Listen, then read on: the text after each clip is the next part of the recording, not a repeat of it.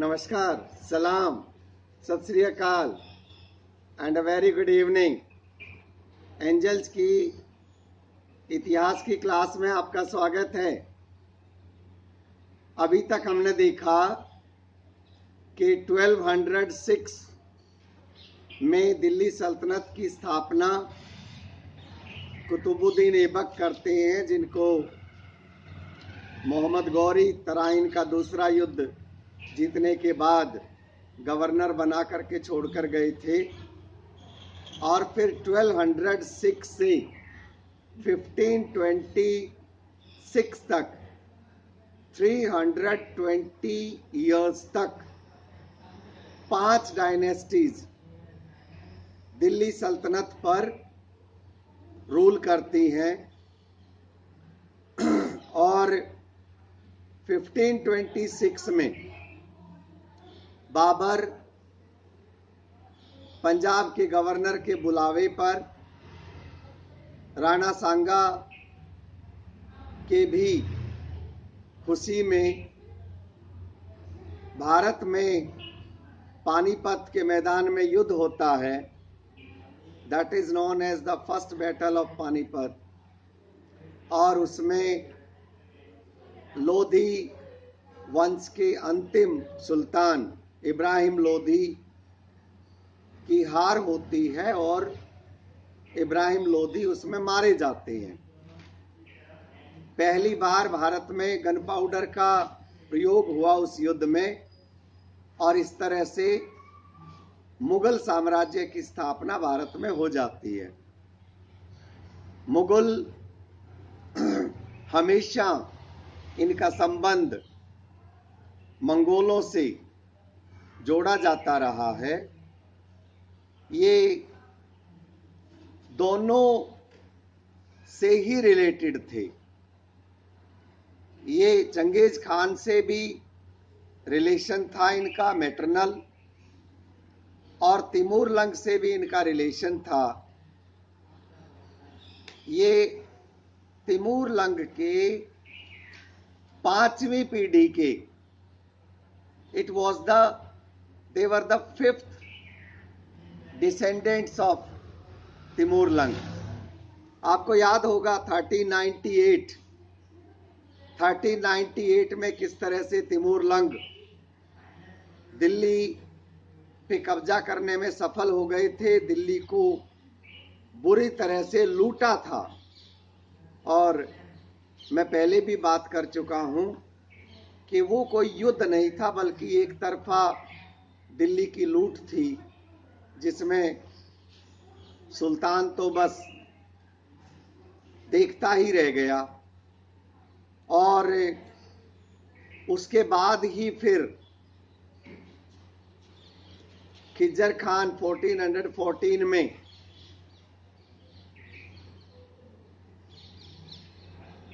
Syed dynasty की स्थापना करते हैं, क्योंकि ये वापस चले जाते हैं। 1398 में दिल्ली पे तिमूर कब्जा जरूर करते हैं, लेकिन ये लूटपाट करके वापस चले जाते हैं। और इसके बाद सैयद, और सैयद के बाद लोधी, और अब उनका 5वीं पीढ़ी बाबर, जो कि 12 साल में सुल्तान बनते हैं, एक रूलर बनते हैं। एक बहुत छोटी सी, एक्चुअली रूलर कहना नहीं चाहिए, चीफटेन कहना चाहिए। एक बहुत छोटी सी जगह के, जो कि आजकल के उज्बेकिस्तान में है, फरगाना, यहाँ के बाबर 12 साल की उम्र में यहाँ के सुल्तान बनते हैं। और उस समय तिमुरिड वंश इतना कमजोर हो चुका था कि इनमें आपस में खूब लड़ाइयाँ हुआ करती। बाबर के ही जो दूसरे रिलेटिव्स थे वो बाबर से भी लड़ते रहते हैं। और अगले 10 साल तक बाबर को खूब परेशान किया जाता है। लेकिन 1500 के शुरुआती दिनों में बाबर फिर से काबिज हो जाता है फरगाना में, और फिर 1511 में बाबर को ये जगह छोड़कर के भागना पड़ता है, अफगानिस्तान आना पड़ता है, यहां से यहां आना पड़ता है 1511 में। आप अंदाजा लगाइए कि उस समय टिमरुड्स की आपस में क्या हालत थी। ये वो समय था जब बाबर का रूल ना तो फरगाना पे रहा और ना ही किसी और जगह पे, लेकिन फिर अपने एक रिश्तेदार की मदद से वो काबुल पे कब्जा कर लेते हैं, काबुल पे कब्जा कर लेते हैं अपने एक रिश्तेदार की मदद से। और इस तरह से बाबर रूलर बन जाता है फिर से। वो उसने अफगानिस्तान को ऑक्युपाई कर लिया, यहां से तो छोड़ के भागना पड़ा लेकिन यहां काबिज हो जाता है। लेकिन इस घटनाक्रम से इतना समझना आसान रहेगा कि भारत के वो और ज्यादा क्लोज आ गया था, आप देख सकते हैं। तो यहां से दिल्ली की तरफ आना अब और पास हो गया उसके लिए। इन्हीं दिनों लोधी वंश दिल्ली सल्तनत पे काबिज था, और आपको तो पता है कि दिल्ली सल्तनत भी अब काफी कमजोर हो चुकी थी। दरअसल सैयद और बाद में लोधी वंश के समय दिल्ली सल्तनत के पास बहुत थोड़ा सा ही क्षेत्र बचा हुआ था, और बाबर की नज़र तो पहले से ही भारत पर थी। इसके साथ उनको पंजाब के गवर्नर का बुलावा मिल जाता है। तो इस तरह से Babur started launching raids into Punjab region of India, and the first battle of Panipat takes place. It marked the beginning of the Mughal rule. Panipat is somewhere here. So आप अंदाजा लगाइए, यहां शुरू में फरगाना में रूल किया, यहां से भी पंजे उखड़ गए, काबुल पे कब्जा कर लिया, और धीरे धीरे धीरे धीरे पंजाब के गवर्नर की मदद से पानीपत की लड़ाई जीत लेता है। और इस तरह से दोनों काम एक साथ होते हैं। लोधी वंश के शासन का भारत में अंत हो जाता है और मुगल वंश की स्थापना हो जाती है। That was 1526। उसके एक साल बाद ही 1527 में खनवा के युद्ध में मैंने जिक्र किया है राणा सांगा का, और राणा सांगा जो ये समझ के बैठा था कि बाबर आएगा, लोधी वंश को हराएगा और चला जाएगा, उसके लिए पासा उल्टा पड़ गया। बाबर ने दिल्ली और आगरा पर कब्जा करने के बाद अब राणा सांगा को भी ललकारा, और 1527 में in the battle of Khanwa he defeated Rana Sanga, and then in 1528 in the battle of Chanderi he defeated the Rajputs। और इस तरह से एक बहुत बड़े क्षेत्र में बाबर के राज्य की स्थापना हो गई।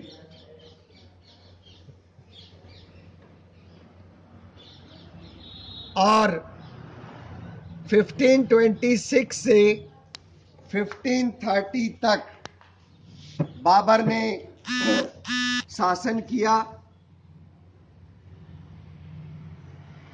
ये बड़ा गर्व किया करता अपनी बहादुरी पर।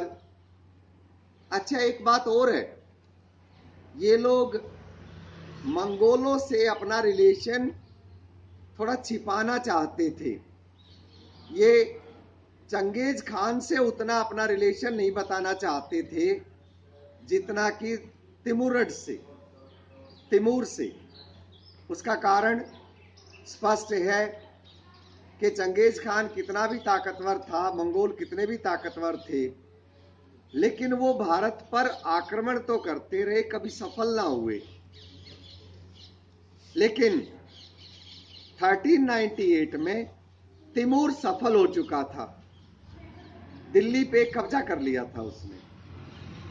एक भी मुगल सम्राट ऐसा नहीं था जिसने बाद में अपने कोर्ट में तिमूर के साथ अपना चित्र ना बनवाया हो और अपना सीधा रिश्ता तिमूर से स्थापित करने की कोशिश ना करी हो। वो भारतीयों को ये बताने की कोशिश करते थे कि हम उसी तिमूर के वंशज हैं जिन्होंने 1398 में भी यहाँ पे दिल्ली में हराया था। तो इस तरह से बाबर 1530 में उनकी डेथ हो जाती है और 1530 में उनकी डेथ के बाद हुमायूं, उनका बेटा, गद्दी पर बैठता है। Humayun was the second Mughal emperor of India. He ascended the throne in 1530. Humayun divided his inheritance according to the will of his father Babur, equally distributed the province among his brothers, और उसने अपने भाइयों को, मिर्जा कामरान और दूसरे भाइयों को, उसने अपने अगेंस्ट वो कंपटीटर्स के रूप में खड़े ना हो जाएं, इसीलिए शासन में हिस्सेदार बनाया, उनको जिम्मेदारियां दी। हुमायूं नाम से भी, हुमायूं का अर्थ होता है भाग्यशाली, लेकिन 1540 आते आते हुमायूं को भारत छोड़ना पड़ा। मैं आपको लिए चलता हूं, शेरशाह सूरी का इंट्रोडक्शन इस समय करवाना जरूरी है। और शेरशाह सूरी जब मुगल आए तो बिहार में छोटे से एरिया में शेरशाह सूरी का शासन था, इतने से एरिया में। और जैसा कि हम बात कर चुके हैं कि बाकी एरिया मुगलों के अधीन, बाबर के अधीन आ चुका था इब्राहिम लोधी को हराने के बाद। हुमायूं भी 10 साल इस पे शासन करता रहा, लेकिन धीरे धीरे हुमायूं की कमजोरियां सामने आने लगी और उसी का फायदा उठा के शेरशाह सूरी ने उनको 1540 में Sher Shah Suri overthrew the Mughal ruler. He conquered not only Delhi and Agra, but he also conquered Sindh, Multan, Marwad, Malwa and Mewad. So that way ये पूरा एक्सटेंशन शेरशाह सूरी ने अपने टाइम पे कर लिया।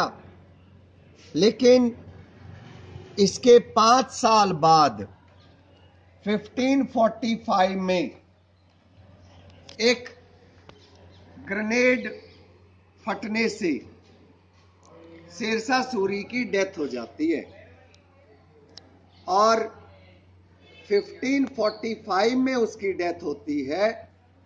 इसके 10 साल के अंदर अंदर कोई ऐसा स्ट्रॉन्ग, 10 साल तक तो उसका शासन उसके डिसेंडेंट संभालते रहे, लेकिन कोई ऐसा स्ट्रॉन्ग रूलर नहीं आया शेरशाह सूरी के बाद उसके वंश से जो इतने बड़े साम्राज्य को संभाल सकता। इस बीच हुमायूं अपनी ताकत इकट्ठी करता रहा, वापस अफगानिस्तान भाग गया।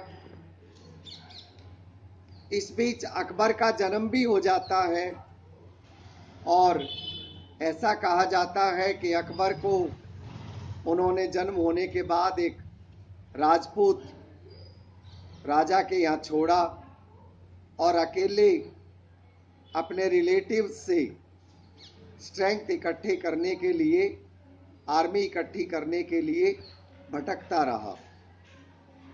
इस तरह से दोनों बातें साइमल्टेनियसली चलती हैं कि 1545 में इधर शेरशाह सूरी मर चुके, उनके 10 साल तक ताकत इनकी कमजोर होती गई और उधर इन्होंने अपने रिलेटिव्स की सहायता से अपने आप को सुदृढ़ कर लिया और 1555 में हुमायूं फिर से आक्रमण करते हैं और दिल्ली पे कब्जा कर लेते हैं।